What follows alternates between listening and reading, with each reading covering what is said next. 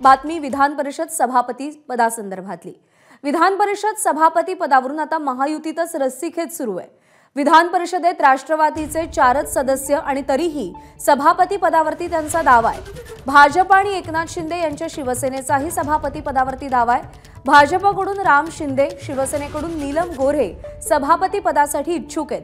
नीलम गोऱ्हे या विधान परिषदेच्या सध्याच्या उपसभापती आहेत। सत्तेत सहभागी होताना सभापती पदाचं आश्वासन दिल्याचा राष्ट्रवादीचा दावा आहे। आजच निवडणुकीच्या तारखेबाबत राज्यपालांना पत्र जाणं अपेक्षित आहे।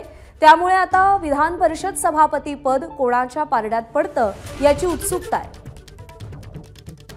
निलेश बुधावले आपले प्रतिनिधी सध्या आपल्या सोबत आहेत। निलेश, महायुतीतच रस्सीखेच सुरू आहे, काय दावा केला जातोय तीनही पक्षांकडून?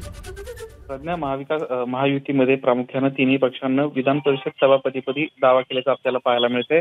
सध्या राष्ट्रवादी काँग्रेस पक्षाचे 4 आमदार विधान परिषदेमध्ये आहेत। याच्यामध्ये रामराजे नाईक निंबाळकर असतील, अमोल मिटकरी असतील, त्यासोबतच सतीश चव्हाण आणि विक्रम काळे हे 4 आमदार आहेत। या या संख्याबळावर कुठेतरी आम्ही सत्तेत सहभागी होताना आम्हाला विधान परिषद सभापती पद दिलं जाईल असं आश्वासन देण्यात आलं होतं आणि त्यामुळेच महायुतीत आम्ही सहभागी झालो, अशा पद्धतीची माहिती राष्ट्रवादी काँग्रेस पक्षातल्या सूत्रांना दिली आहे।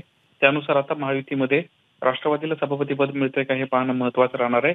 उद्या अधिवेशन संपतंय, तत्पूर्वी म्हणजे आजच मुख्यमंत्र्यांकडून राज्यपालांना विनंती करणारं पत्र जाणं अपेक्षित आहे, ज्याच्यामध्ये निवडणूक घेण्यासंदर्भामध्ये विनंती करताना आपल्याला पाहायला मिळेल।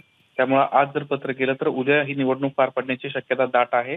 त्यामुळे महायुतीत आता कोणाला विधान परिषद पद मिळते हे पाहणं महत्त्वाचं राहील। शिवसेनेकडून एक नीलम गोरे यासोबतच भाजपकडून राम शिंदे हे इच्छुक असल्याचं पाहायला मिळत आहे। ठीक आहे निलेश, अपडेट जाणून घेत राहू। सध्या धन्यवाद दिलेल्या माहितीसाठी। नमस्कार। मन सुद्धा तुझं ही एबीपी माझावरची वेगळीच मालिका खूप गाजली। हिचा दुसरा सीझन केव्हा येणार अशी अनेकदा विचारणाही झाली, पण आता प्रतीक्षा संपली। लवकरच येतोय सीझन 2। मन सुद्धा तुझं होई मन